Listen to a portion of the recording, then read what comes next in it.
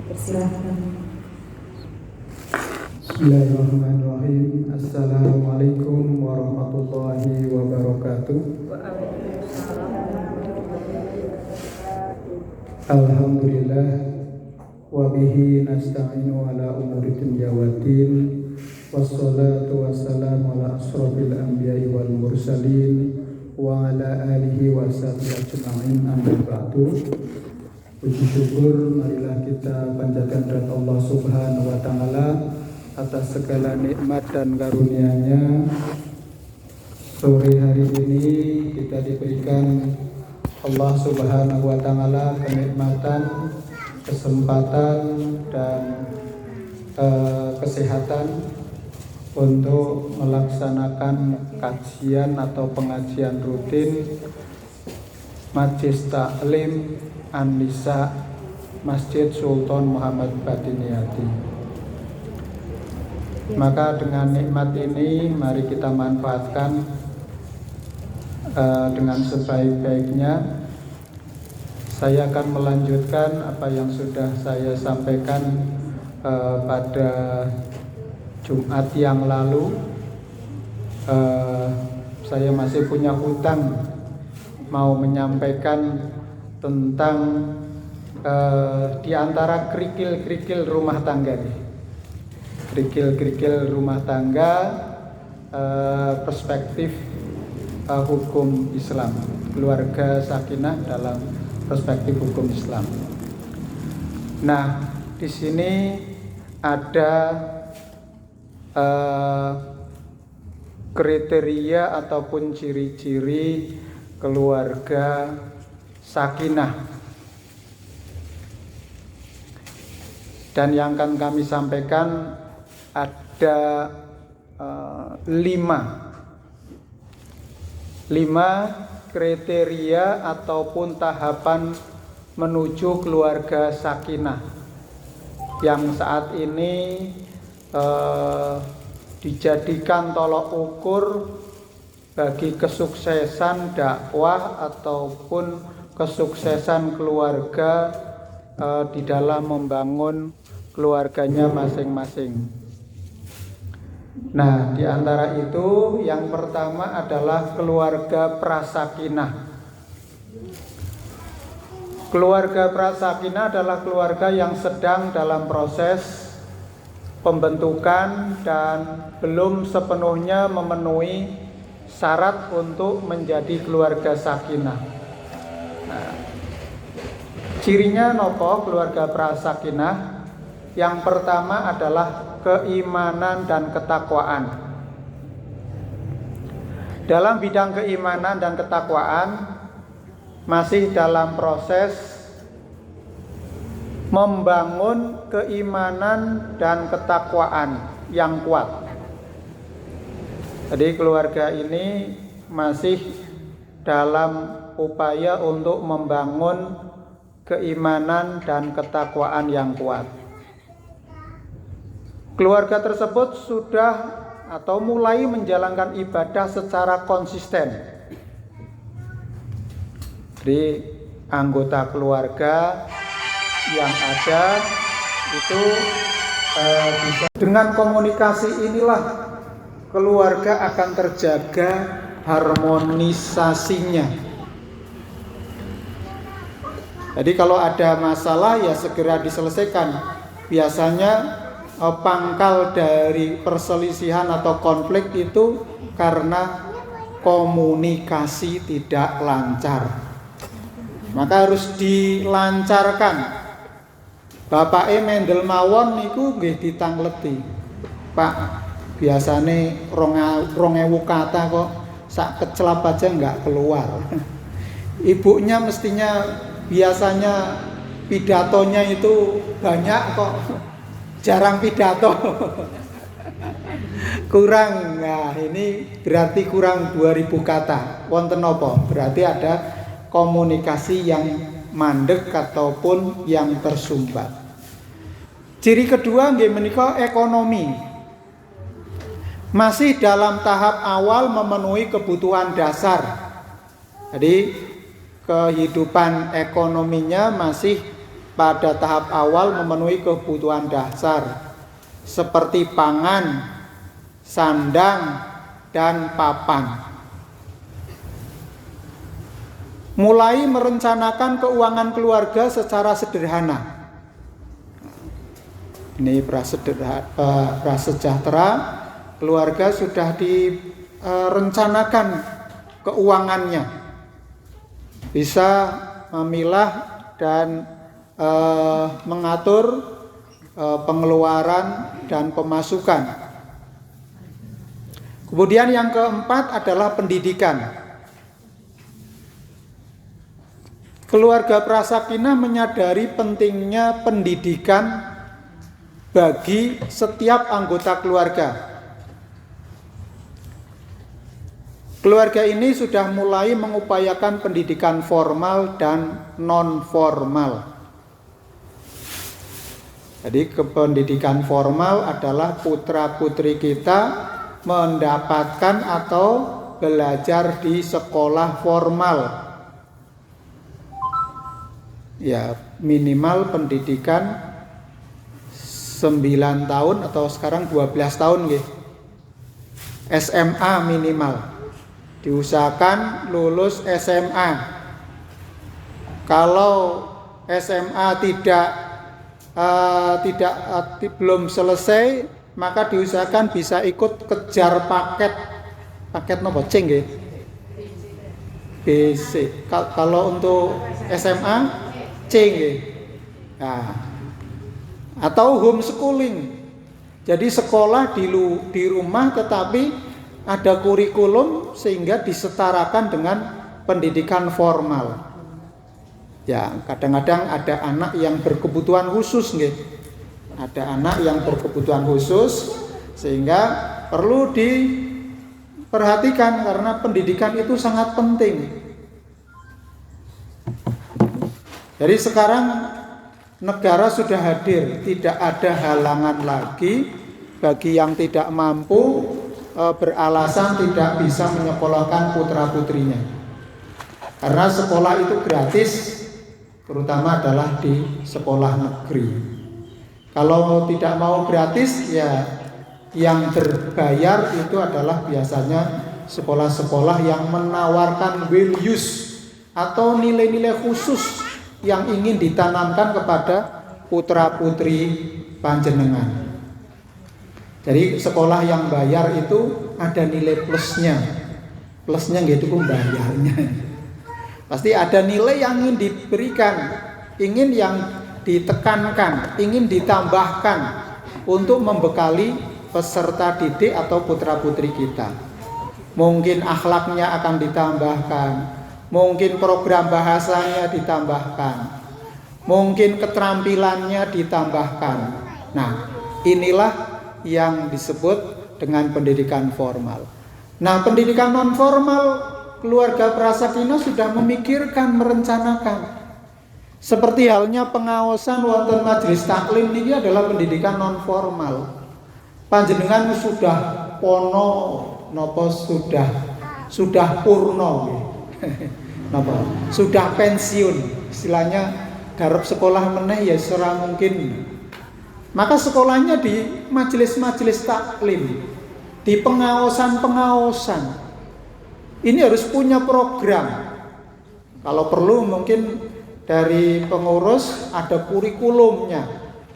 Kurikulum majelis taklim itu apa saja? Nah, ya ada fikihnya, ada sejarahnya, ada tafsirnya, ya. Tambah juga mungkin tata boga atau masak-masak. Ya, sudah. Sekarang tinggal masakannya. Nah, kemudian mungkin bisa kewirausahaan atau entrepreneurship. Saya kemarin itu pernah berdiskusi dengan istri, gimana kalau majelis taklim ini bisa mempunyai dana wakaf abadi yang berupa wakaf uang tunai. Jadi kita merintis bagaimana gerakan ekonomi dari kelompok majelis taklim ini dengan cara siapa yang ingin berwakaf uang tunai silahkan dikumpulkan, nanti akan terkumpul modal dan bisa dipinjamkan kepada anggota tanpa bunga. Kalau pinjam 500 ya kembali 500. Dan itu bisa menjadi modal usaha bagi anggota. Siapa yang mau memanfaatkan ini, dipersilahkan. Nanti bergilir. Kalau sudah terkumpul modal kembali, sekiranya bisa menjadi atau bisa dipinjamkan. Nah, biasanya kan ibu-ibu atau bapak-bapak sok-sok ada istilahnya nyebrang ya. Tanggal tua tapi butuh ya waktu yang mendesak. Nah, ini bisa dimanfaatkan. Bukan seperti bank pelcit. Tapi kita sebagai dengan wakaf ini uang kita tetap utuh dan manfaatnya bisa diterima oleh anggota. Nah, ini nanti kapan dimulai, monggo dari 1.000, 2.000, kalau mungkin bisa dipilahkan ini untuk wakaf tunai. Nah, insya Allah ini akan menjadi berkah bagi kita daripada kita meminjamkan kemudian memberikan jasa itu. Ya, kalau dalam prinsip syariah itu ya bagi hasil, bagi untung dan bagi rugi, tapi dengan dilaksanakan secara jujur ya. Nah, ini kembali kepada pendidikan formal dan pendidikan non formal. Kelompok pengajian majelis taklim ini adalah pendidikan non formal. Nah, itu harus dijalankan. Yang kelima adalah kesehatan dan lingkungan. Keluarga prasakinah ini mulai memperhatikan kesehatan anggota keluarga. Jadi anggota keluarga betul-betul dijaga kesehatannya. Asupan yang didahar oleh keluarga ya paling tidak cukup. Maka kalau sekarang ini negara sedang mengupayakan anak-anak dari PAUD sampai sekolah menengah itu mendapatkan makan bergizi sehari. Nah, itu alhamdulillah. Itu dalam rangka tadi memperkuat bahwa anggota keluarga itu supaya bergas waras. Karena mencegah terjadinya stunting keluarga kita. Jadi putra-putri kita, wayah-wayah kita itu harus kita jaga, kita berikan asupan gizi yang cukup untuk tumbuh kembang anak. Kemudian menciptakan lingkungan rumah yang bersih dan sehat. Ya. Jadi tidak mewah, kalau mewah itu mepet sawah kados mekaten nggih. Tidak perlu mewah, ya semampu kita, yang jelas adalah bersih dan sehat. Kalau kecil dan mungil kemudian sehat, itu nggak apa-apa. Yang jelas adalah layak untuk kita tinggali, layak untuk rumah itu sebagai pusat semua aktivitas kita. Ibadah juga kita di rumah, berkumpul dengan keluarga ya di rumah. Maka kita ciptakan rumah kita itu senyaman mungkin. Ya, orang-orang tertentu itu menghadirkan surga di rumahnya. Maka ada yang membuat kolam kecil, kericik-kericik sepanjang hari, tidak pernah pendat. Jannatun Naim atau tajri min tahtiyal anhar, di bawahnya itu ada sungai yang mengalir. Makanya dibuat akuarium dan lain-lain, atau ya itu adalah diantaranya bagaimana menciptakan keluarga kita. Tapi yang tidak kalah pentingnya adalah tidak hanya bersih saja, sehat saja, tapi juga diterangi dengan bacaan-bacaan ayat-ayat suci Al-Quran. Ini penting. Sehingga selain kebersihan dan sehat, itu juga tidak lepas dari bagaimana anggota keluarganya itu ngaos atau membaca Al-Quran. Yang keenam adalah peran sosial. mulai berperan aktif dalam kegiatan sosial dan budaya di lingkungan sekitar.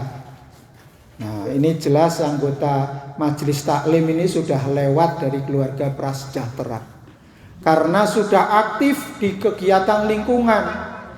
Ora kur ndekem wonten dalem. Nggih, wonten saja hanya di rumah saja, tidak bergaul, tidak serawung.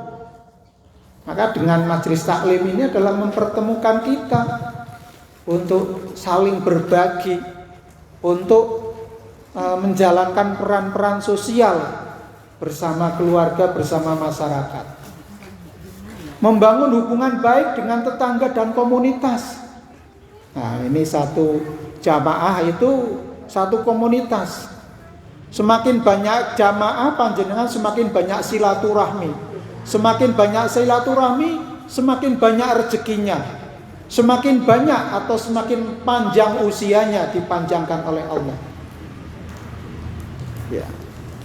Ya, rezeki kita hari ini adalah kotak coklat ini dan pisang ini. Itu rezeki kita. Ya, kita punya miliaran atau jutaan rupiah di rekening, ya yang ini yang kita makan ini. Hari ini rezeki kita. Nah, itu.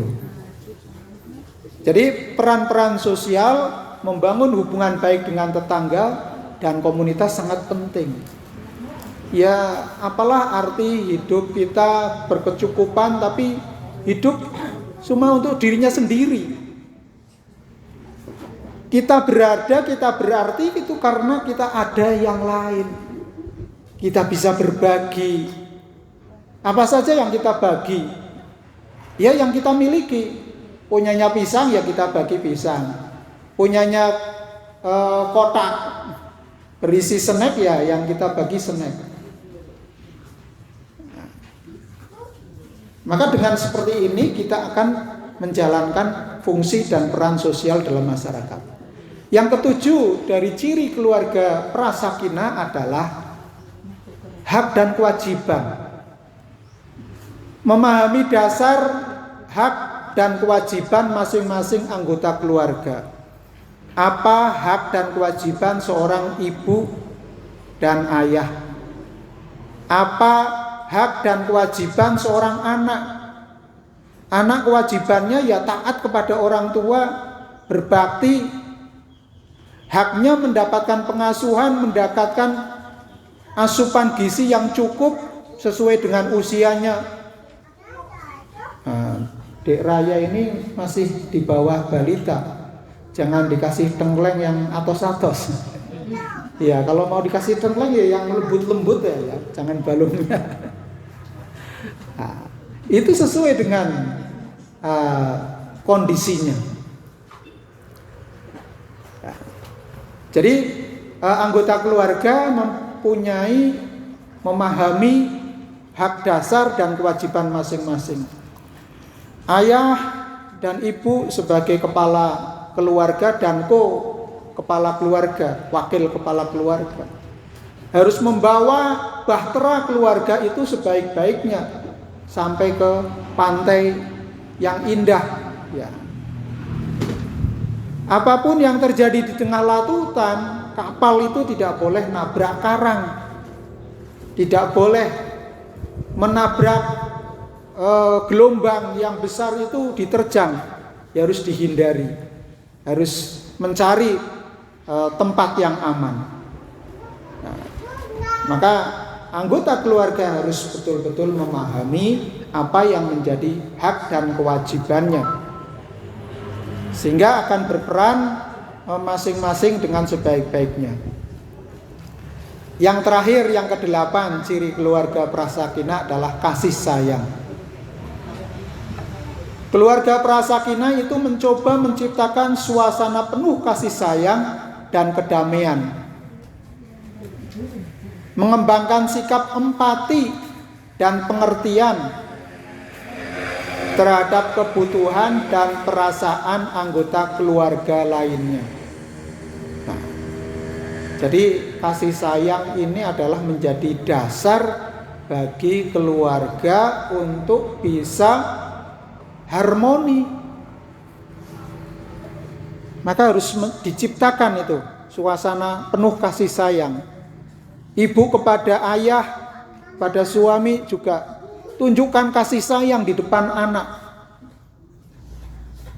Bukan bermesak-mesaan dengan di depan anak ya. Tapi adalah menunjukkan bahwa ketika dipanggil bagaimana meresponnya.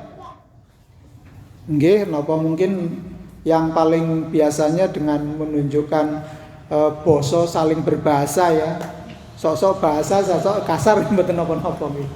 Tapi yang bagaimana ekspresi kasih sayang itu ditunjukkan sehingga anak akan mencontoh, oh bapak dan ibu yo baik yo sangat mencintai. Nah, maka anak akan mengikuti, mencontoh. Maka kalau keluarga memang mengalami istilahnya perceraian, ya kalau urusan antara pasangan itu sudah selesai, ya sudah kembali lagi bahwa anak itu tidak ada mantan anak. Anak itu anak, harus dijaga, harus direngkuh. Nah, kalau sudah berpisah ya tunjukkan kasih sayangnya itu dalam batas-batas sesuai dengan norma yang ada. Kalau sudah memang berpisah.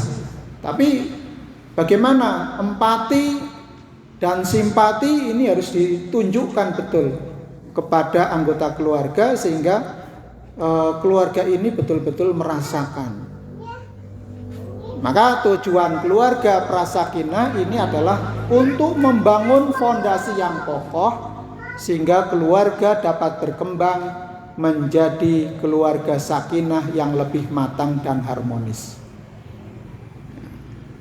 Masih ada 4 tuh. Nanti sampai sakinah mawon nggih. Nah, ini sekarang ciri keluarga sakinah. Kalau tadi prasakinah. Ya, yang pertama adalah keimanan dan ketakwaan. Keluarga yang memiliki keimanan yang kuat kepada Allah,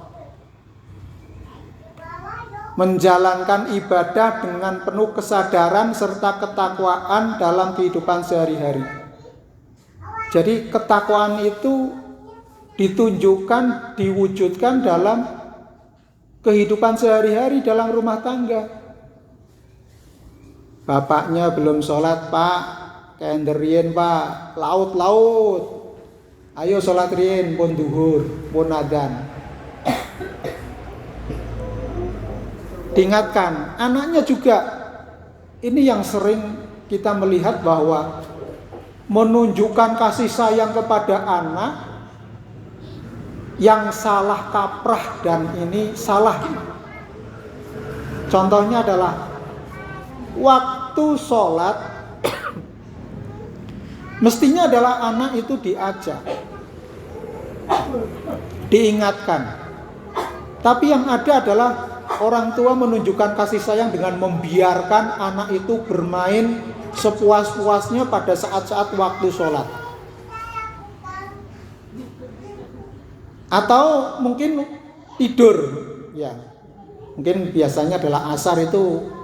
Mengapa asar itu menjadi tanda bagi orang-orang yang beriman itu kokoh itu, bakoh.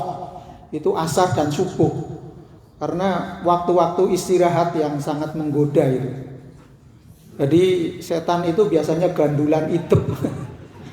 Nek asar niku jam-jam itu tuh gandulan idepe kuat itu. Jadi untuk berangkat ke masjid itu sangat berat waktu asar untuk sholat. Maka menunjukkan kasih sayang itu bukan membiarkan mereka tidak ke masjid, ajak mereka. Anak laki-laki ajak ke masjid, ingatkan. Nah ini biasanya juga salah kaprah. Anakku wis bujang, tok jorke wae, karepe ngerti dhewe. Ampun, jangan seperti itu. Kalau kita ingin mendesain mereka menjadi ahli surga, ya harus kita tanamkan disiplin itu. Jangan ditoleransi kaitannya dengan syariat. melanggar titik ora apa-apa. Nah, jangan ditoleransi. Tegakkan disiplin sesuai dengan. Tapi ketika mereka bisa diberikan apresiasi. Terima kasih nak wis ke masjid. Ini yang menunjukkan kita. Jadi waktu-waktu sholat ingatkan, ajak, beritahu. Kalau belum bisa ya alon-alon gitu. Jangan langsung digas, engko bakalan ceklek. Ya pelan-pelan. Nah, nanti lama-kelamaan kan dia akan tumbuh kesadaran. Kalau belum ya nanti dikasih uang, "Kowe nang masjid kono le, tukoke bakso kok bar nang masjid." Nah, seperti itu nanti akan dia berangkat ke masjid. Tapi sholat sih, kasih motivasi. Ya kalau udah cara seperti itu tidak mempan ya didongake. Ya Allah, semoga anakku kurung adzan langsung budal nang masjid. Nah, ini. Kemudian yang kedua adalah keharmonisan dan kestabilan. Tadi sudah ada keharmonisan dan kestabilan. Keluarga yang harmonis dengan hubungan yang baik antara suami, istri, dan anak-anak. Komunikasinya efektif dan saling pengertian.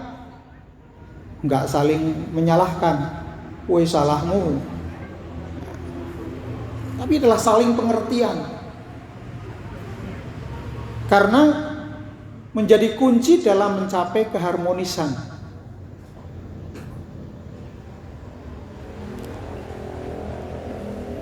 Yang ketiga, kesejahteraan ekonomi. Keluarga sakinah, keluarga yang mampu memenuhi kebutuhan dasar seperti pangan, sandang, papan, kesehatan, dan pendidikan. Tadi kalau prasejahtera itu cuma sandang, pangan, dan papan. Tapi keluarga sakinah itu sandang, pangan, sandang, papan, kesehatan, pendidikan. Ini kebutuhan dasar. Penting sekali kesehatan, mutlak. Kita punya apa-apa tapi tidak sehat juga tidak bisa apa-apa. Maka harus kita sehat, kita jaga bersama. Kemudian pendidikan. Tadi minimal pendidikan formal, pendidikan non formal juga dijalankan. Selain itu memiliki perencanaan keuangan yang baik, mulai nabung nggo haji utawi umroh. Sing penting sudah niat gawe celengan bumbung, diisi semampu kita. Sudah banyak cerita orang-orang yang dianggap oleh umumnya orang tidak mampu, tapi justru mereka menjadi orang yang istato'a, mampu tidak pergi haji. Ya karena 5.000 rupiah, 20.000 rupiah yang istiqomah terus menerus.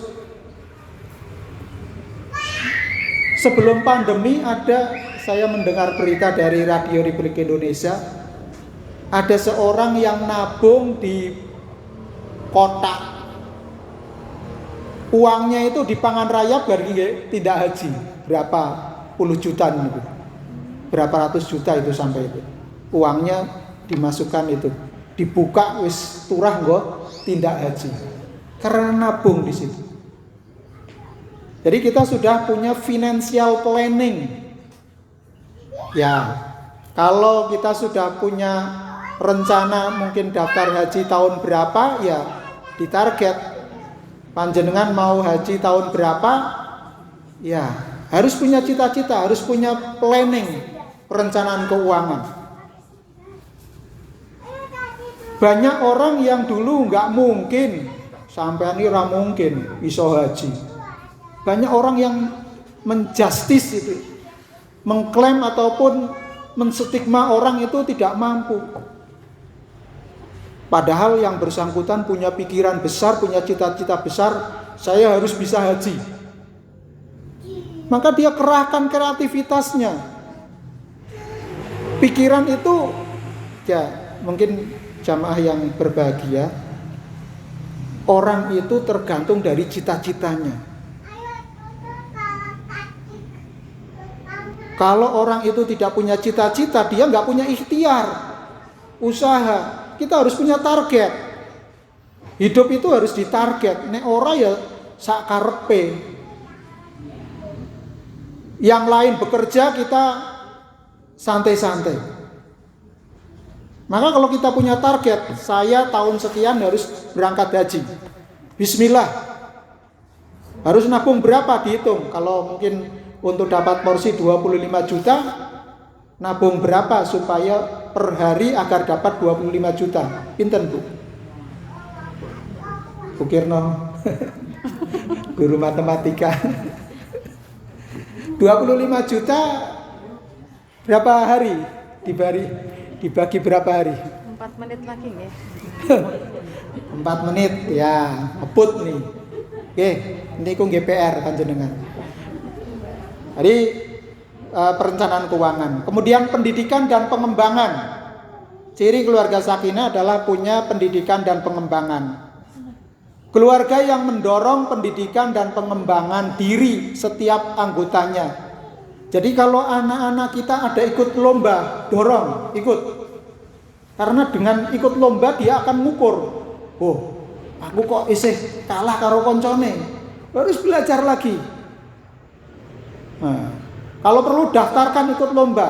Makanya nanti ibu-ibu pengelola TPQ kalau ada lomba ikutkan. Ora penting menang, yang penting partisipasinya. Disitulah kalau kita sering ikut lomba, itu kita akan terasah. Iya, minimal lomba di antara kita, terus dilatih untuk kompetisi. Jadi lomba apa saja, mungkin ibu-ibu ya adakan lomba biar semangat. Dulu RW ngadakan lomba nyanyi, modalnya nggak cukup. Ya. Ya. Adul. Mungkin lomba yang asik-asik mawon gitu. Tapi kalau untuk anak-anak mungkin lebih ke prestasi untuk dikembangkan. Ya, lomba sebenarnya kita itu kan fastabiqul khairat, Bu. Kita itu adalah berlomba untuk mencapai atqakum, hamba Allah yang paling bertakwa. Sambendina kita setiap hari kita sedekah itu ya untuk jadi pemenang muttaqin. Setiap hari kita ikut majelis taklim itu ya untuk menjadi hamba yang paling bertakwa. Kita bekerja keras, kemudian kita sisihkan pendapatan kita untuk infak dan sedekah, itu untuk meraih takwa, untuk dapat surganya Allah. Jadi apa saja yang kita lakukan itu berlomba-lomba untuk kebaikan. Liyabluwakum ayyukum ahsanu amala. Kita diuji dengan siapa di antara kita yang the best perilakunya di tengah-tengah masyarakat. Perilakunya di depan Allah Subhanahu wa taala. Itu menit meleh. 1 menit. 1 menit lagi. Banter. Kesehatan dan lingkungan. Keluarganya sehat, menjaga kesehatan anggota keluarga dan menciptakan lingkungan yang sehat dan bersih. Peran sosial dan budaya. Keluarga aktif berperan dalam masyarakat, menjaga nilai-nilai budaya yang positif. Ya, jadi tadi saling bertolong menolong itu positif.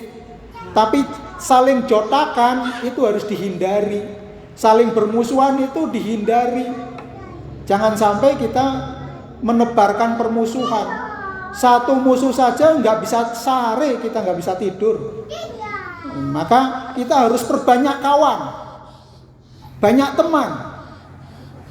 Khususnya teman yang mengajak kepada kebaikan, teman yang gawe kita ini enak ning surga, ora rekoso ning neraka. Mekaten. Jadi mari kita ajak teman kita sebanyak-banyaknya karena waktu habis. Kemudian yang hak dan kewajiban seimbang. Yang terakhir adalah kedamaian dan kasih sayang.